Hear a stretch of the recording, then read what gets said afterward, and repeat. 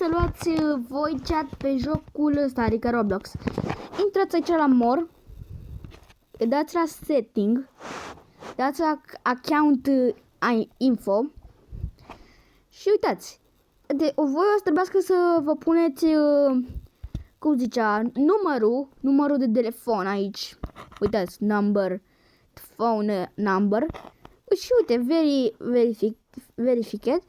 Și uite, după intrați aici, dați aici la private content restriction și uitați, dați aici voi chat.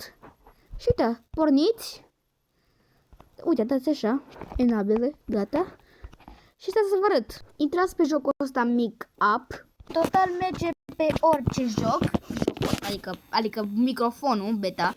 Și uitați.